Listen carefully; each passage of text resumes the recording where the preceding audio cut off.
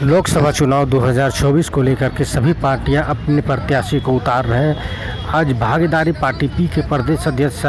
लोकसभा प्रत्याशी श्याम बिहारी प्रजापति ने अपने नॉमिनेशन किया और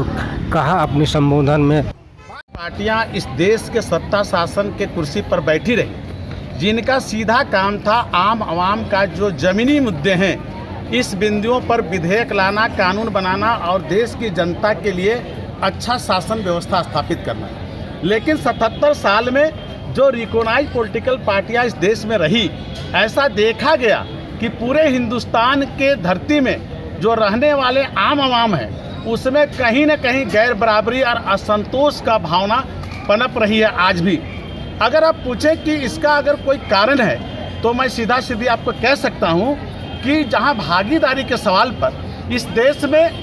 भारत के संविधान में जो एक वोट का अधिकार बाबा साहब भीमराव अंबेडकर के संविधान में दिया गया, सत्ता शासन के निर्माण एक वोट के आधार पर होता है और उसी वोट पर सरकार बनती है और तंत्र स्थापित होती है। लेकिन तंत्र में स्थापित होने के बाद जो राजनीतिक अधिकार, जो सामाजिक अधिकार और जो आर्थिक अधिकार इस देश के एक एक नागरिक को मिलना चाहिए, हम समझते हैं रिकॉग्नाइज्ड पॉलिटिकल पार्टियों ने इसकी व्यवस्था नहीं की। मेरा भागीदारी पार्टी पूरे भारत में 12 स्टेट में अपना प्रत्याशी चुनाव मैदान में खड़ा किया है और हम लोगों का सीधा मकसद है कि जो इस देश के अंदर जो अंतिम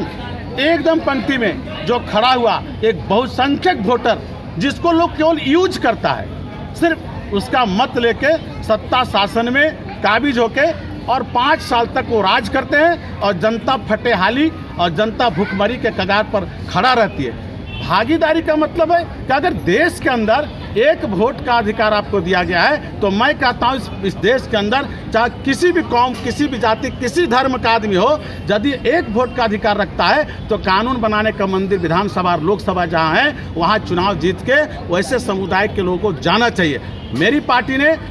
प्रयास किया है कि ऐसे लोगों को जिसको पॉलिटिकल पार्टियों ने किनारा किया, जिसको राजनीतिक अधिकार नहीं दिया, हमारी पार्टी ने ऐसे सभी समाजों को टिकट देके और कानून बनाने का सबसे बड़ा मंदिर जो लोकसभा है, उसमें चुनाव जिता के भेजने का प्रयास किया। मैं भी आज एज ए भागीदारी पार्टी के प्रत्याशी के रूप में इस रांची संसदीय से अपना पर्चा दाखिल किया हूं और मैं आपको बता दूं कि हमारा जो अपना मैनिफेस्टो होगा, एज ए जनता के सामने हम जो जा रहे हैं, मेरा सीधा सीधा कहना है कि इस देश में समान शिक्षा नीति लाना, जिस स्कूल में बड़े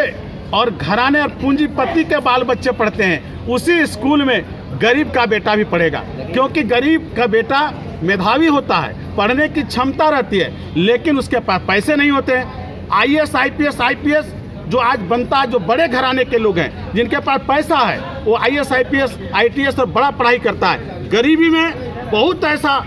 मेधावी छात्र हैं जिसके पास पैसा नहीं है, लेकिन वो IAS, IPS की क्षमता रखता है, कंपटीशन फेस करने की क्षमता रखता है, लेकिन पैसा। चुनाव लड़ रहे हैं, कितना प्रचार कर पाइएगा? देखिए, ये तो जनतंत्र है और जनतंत्र में प्रचार एक हथकंडा है। निश्चित रूप से हम 2 जगह पे चुनाव लड़ रहे हैं, हजारीबाग लोकसभा भी लड़ रहा हूँ, रांची भी लड़ रहा हूँ, तो निश्चित रूप से हमारा जो प्रचार का तंत्र है, हमारा अपना हिसाब है। मैं जनता के एक एक टोला में, एक एक नगर में जाऊंगा और मैं ये बताऊंगा कि ये चुनावी महासमर में, चुनावी महापर्व में जो फंडामेंटल राइट है, इसके सवाल पर हम आपके सामने हैं। और यदि आप अभी नहीं जगे, तो जिस तरह 77 साल के कालखंड में आप दबे कुचले रहे, आपका वोट हमेशा लूटा जाता रहेगा और आप शोषण का शिकार रहोगे। इसलिए आप जगो, यही एक समय है, व्यवस्था परिवर्तन की लड़ाई है। अच्छा और अच्छे सुजोग पढ़े लिखे, मैं अधिवक्ता हूँ, कानून का मंदिर में अगर पढ़ा लिखा अधिवक्ता नहीं जाएगा, जो कानून नहीं बनाएगा, विधेयक नहीं लाएगा, तो आज तो आप देख ही रहे हैं कितने लोग जेल में हैं, कितने लोग बेल में हैं। जो सत्ता शासन में ताकतवर सीट पर, कितने सीट पर लड़ रही है आपकी पार्टी? कितने सीट पे लड़ रही है झारखंड में? झारखंड में हम अभी 10 प्रत्याशी हमारा पर्चा दाखिल कर रहे हैं 14 में, और हमारा प्रयास है कि जो अंतिम चरण होगा, उस अंतिम चरण में जो 3 सीटें हैं, लोकसभा, गोड्डा, राजमहल और दुमका, हम प्रयास कर रहे हैं कि उन सीटों में भी प्रत्याशी हम करेंगे। एज ए प्रदेश अध्यक्ष होने के नाते हमारा प्रयास चल रहा है।